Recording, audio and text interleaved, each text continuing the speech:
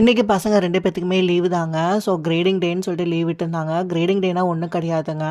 பசங்க எப்படி படிக்கிறாங்க அத வச்சு கிரேட் பண்ணுவாங்க. ஃபார் எக்ஸாம்பிள் வந்து பார்த்தீங்கன்னா, அவங்க குடுக்குற அசைன்மெண்ட் ஒழுங்கா பண்ணியிருக்கணும். அதுக்கப்புறம் அவங்க குடுக்குற கிளாஸில வந்து சின்ன சின்ன டெஸ்ட்லாம் வைப்பாங்க. ஸோ அதெல்லாம் வச்சு தான் அவங்க கிரேட் வந்து போடுவாங்க. இப்போ சாய்க்குலாம் பார்த்தீங்கன்னா, 6த்துக்கு அப்புறம் பார்த்தீங்கன்னா, அசைன்மெண்ட் நெறையா இருக்கும். ஸோ ஏதாவது ஒரு அசைன்மெண்ட் மிஸ் பண்ணிட்டாங்க அப்படின்னா, நம்மளுக்கு Gmailல நோட்டிஃபை வரும். ஸோ Gmailல நோட்டிஃபை நம்ம பார்த்துட்டு அந்த அசைன்மெண்ட்ட வந்து மிஸ் பண்ணியிருக்க அசைன்மெண்ட் நம்ம ஃபில் பண்ணிட்டோம்னா கிரேட் வந்து அலகேட் பண்ணி போட்டுருவாங்க. நான் ஃப்ரைடே விலாக்ல வந்து சொல்லியிருந்தேன், ஃப்ரீசிங் ரெயின் வரப்போது அலர்ட் கொடுத்துருக்காங்க அப்படின்னு சொல்லியிருந்தேன். ஸோ அந்த மாதிரி ஒரு சம்பவம் எங்கள் ஊரில் நடக்கவே இல்லைங்க. ஸோ எங்களுக்கு வந்து மினிசோட்டா ஆக்சுவலாக எங்களுக்கு மேலே இருக்கிற கனடாலையும் வந்து ஃப்ரீசிங் ரெயின் பயங்கரமாக வந்திருக்கு, கீழேயும் வந்திருக்கு. நடுவில் இருக்கிற மினிசோட்டா மட்டும் விட்டு வச்சிருக்க போலக்கு. ஏன்னா 3 மந்த்ஸுமே எங்களுக்கு வந்து அந்த மாதிரி தான் ஸ்னோ இருக்கும். ஸோ அதனால் பாவமேன்னு சொல்லிட்டு விட்டு வச்சிருக்கா என்னன்னு தெரியல.